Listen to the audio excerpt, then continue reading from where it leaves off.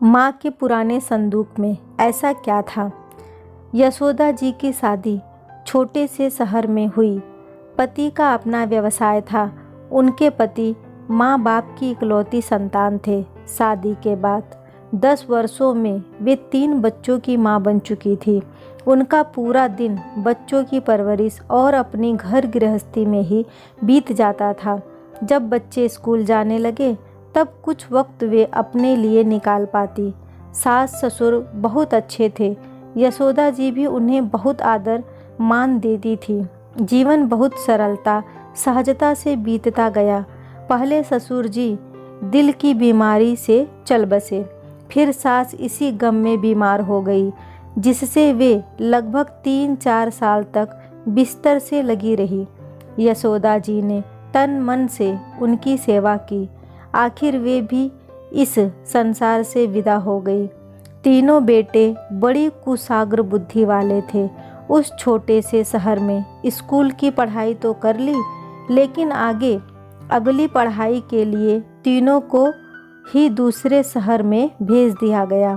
यशोदा जी के पति का कहना था कि बच्चों का भविष्य उज्जवल बनाना ही उनके जीवन का उद्देश्य है। इसके लिए उन्होंने अपनी इच्छाओं आवश्यकताओं पर अंकुश लगाया, लेकिन बच्चों को बेहतर शिक्षा दिलाई। तीनों बेटों ने उच्च शिक्षा प्राप्त की और सभी को अलग अलग शहरों में बहुत बढ़िया नौकरी लग गई। यशोदा जी और पति बहुत खुश थे कि बच्चे अपने जीवन में अच्छी तरह से सेट हो गए। तीनों की शादियां भी हो गई और उनके अपने परिवार भी बन गए। जब भी समय मिलता वे माँ बाप से मिलने के लिए आ जाते। अचानक एक दिन यशोदा जी के पति को पेट में तेज दर्द हुआ। डॉक्टर को बुलाया गया, दवाइयाँ भी दी गई, लेकिन उनकी तबीयत बिगड़ती ही गई और 1 सप्ताह में ही उनकी मौत हो गई। बेटे बहू बच्चे सभी आए। सभी रस्में पूरी होने के बाद सवाल उठा, अब माँ अकेले कैसे रहेगी। तीनों बहुएं भी नौकरी करती थी, इसलिए माँ को साथ ले जाने में सभी कतरा रही थी। यशोदा जी स्वयं भी जाने को तैयार नहीं थी। इस घर में वे दुल्हन बनकर आई थी और इस घर से उनकी ढेरों यादें जुड़ी हुई हैं। इसे वे कैसे छोड़ सकती हैं। तीनों भाई मन ही मन सोच रहे थे कि अब माँ को कौन साथ ले जाए।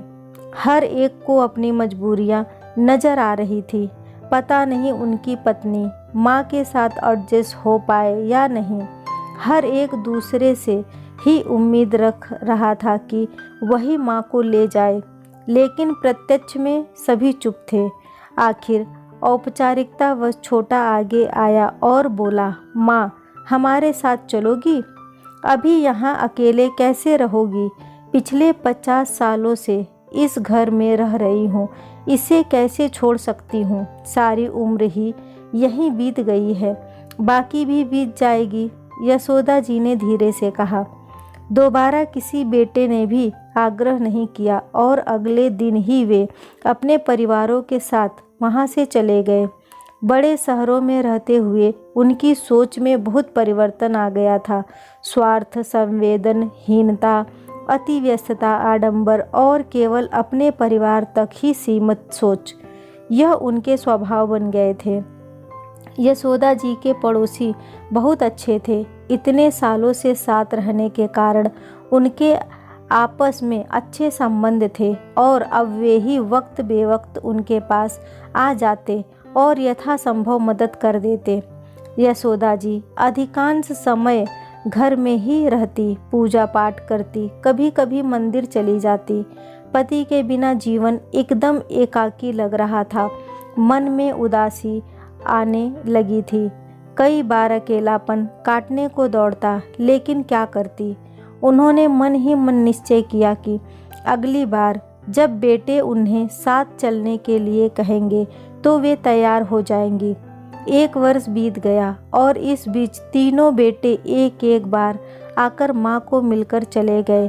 किसी ने भी उसे साथ चलने के लिए नहीं कहा। यशोदा जी के मन में एक आशा अभी भी बनी हुई थी कि शायद कोई बेटा अपने साथ चलने के लिए कहेगा तो वे मान जाएंगी और कुछ दिन उनके साथ रहकर देखेंगी। लेकिन सब एक दिन रहने के बाद वापस चले गए। यशोदा जी का दिल टूट गया। जिन बेटों की खातिर उन्होंने अपना सारा जीवन होम कर दिया, आज कोई भी उन्हें अपने साथ रखने को तैयार नहीं है। उनके जीवन में माँ के लिए कोई स्थान नहीं। वे बहुत उदास रहने लगी। 2-3 वर्ष ऐसे ही बीत गए। एक दिन यशोदा जी अपना एक पुराना संदूक खोलकर बैठी थी और अपनी पुरानी यादों से जो सहेज कर रखी थी उनसे अपना दिल बहला रही थी। अचानक छोटे बेटे ने प्रवेश किया।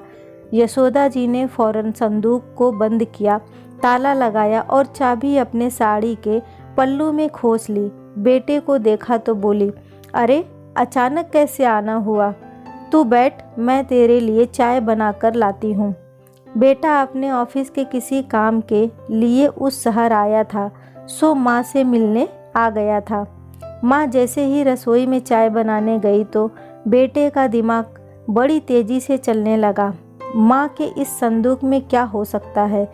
इस पुराने संदूक में अवश्य कोई अमूल्य चीज़ होगी, तभी तो उसे ताला लगाकर और चाबी को अपने पल्लू में खोसकर संभाल कर रखती है। दिमाग फौरन योजनाएं बनाने में जुट गया। जैसे ही माँ चाय लेकर आई, बेटा बोला, माँ मैं आपको लेने आया हूँ। हमसे बड़ी भूल हो गई जो इस उम्र में आपको अकेले छोड़ दिया। चलो अपनी तैयारी कर लो, घंटे भर में हम निकल चलेंगे। यशोदा जी को तो अपने कानों पर विश्वास नहीं हुआ। यह अचानक बेटे को माँ की फिक्र कैसे लग गई? फिर सोचा, ठीक है, देर से ही सही, याद तो किया। सामान कौन सा है ले जाने के लिए? बेटे से पूछते ही यशोदा जी बोली, इस उम्र में मेरा क्या सामान होगा? यह कपड़ों का एक बैग और यह मेरा संदूक, बस। बेटे ने फटाफट सामान कार में रखा, माँ को साथ की सीट पर बिठाया और कार स्टार्ट की। मुश्किल से 2 घंटे का सफ़र था। घर पहुँचे तो बहू ने सास को देखा और उसके चेहरे का रंग उड़ गया। एकांत पाते ही पति को बोल उठी, यह क्या मुसीबत उठा लाए हो आप? कौन संभालेगा इन्हें? मैं नौकरी पर जाऊंगी या इन्हें देखूंगी? बेटे ने जब अपनी पूरी योजना समझाई तो उसके चेहरे पर भी चमक आ गई। अगले दिन से ही बहू बेटा माँ की सेवा में लग गए। अच्छा खान पान देने के साथ साथ आते जाते उनके पास कुछ देर बैठते, बातें करते और अपना प्यार जताते। यशोदा जी खुश होकर बेटे बहू को आशीर्वाद देती और बेटा बहू उसकी मौत की कामना करते। कुछ समय बाद ही बेटे बहू की कामना पूरी हो गई और यशोदा जी की मृत्यु हो गई। सारे रस्म रिवाज पूरे होने के बाद जब सब मेहमान और बड़े बेटे भी अपने अपने घर चले गए तो जिसकी प्रतीक्षा में उन्होंने माँ की सेवा की थी उसे पूरा करने में जुट गए। माँ की साड़ी से चाबी तो उन्होंने उसी वक्त निकाल ली थी जब उनकी मौत हुई थी। पति पत्नी दोनों ने संदूक खोला और बड़ी उत्सुकता से एक एक सामान निकालने लगे। संदूक में बच्चों के बचपन में पहने हुए कपड़े, खिलौने और कुछ फोटोग्राफ थे जो समय समय पर उनके जन्मदिन पर माता पिता बड़े शौक से खिंचवाते थे। सबसे नीचे एक लिफाफा था। उसे खोला गया तो उसमें से एक चिट्ठी निकली जिसमें लिखा था, मेरे जीने का आधार मेरे बेटे नहीं बल्कि उनके पहने हुए कपड़े, खेले खिलौने, फोटोग्राफ है जिन्हें देखकर मैं तसल्ली कर लेती हूँ कि मेरे 3 बेटे हैं। बचपन में वे मेरे बिना एक पल भी नहीं रह सकते थे, लेकिन आज वह मुझे एक पल भी अपने साथ रखना नहीं चाहते। उनके जीवन में मेरे लिए ना तो समय है ना मेरे अस्तित्व का उन्हें ख्याल है। पिछले कुछ समय के उनके व्यवहार को देखकर मैंने यह फैसला लिया है कि यह घर जिसमें मैं रहती हूँ इसे शहर के बच्चों कि अच्छे भविष्य के लिए बाल आश्रम को दे रही हूँ, जहाँ छोटे छोटे बच्चे खेलेंगे, पढ़ेंगे और उन्हें संस्कार सिखाए जाएंगे कि बड़ों के साथ किस तरह का व्यवहार करना चाहिए। उनके प्यार, सेवा, परवरिश, त्याग का मूल्य कभी नहीं चुकाया जा सकता।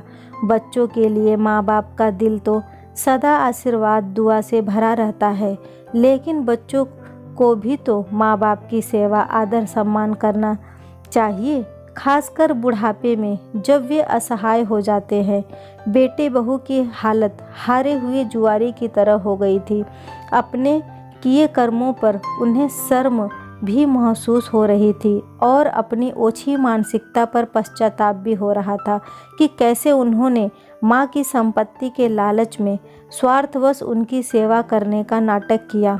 लेकिन अब तो सिवा पछताने के और कुछ भी नहीं हो सकता था। दोस्तों, कैसी लगी ये कहानी मुझे कमेंट करके ज़रूर बताइए। वीडियो को लाइक और शेयर करना न भूलें। चैनल पे पहली बार आए हैं तो इसे सब्सक्राइब ज़रूर करें। कहानी सुनने के लिए आपका बहुत बहुत धन्यवाद।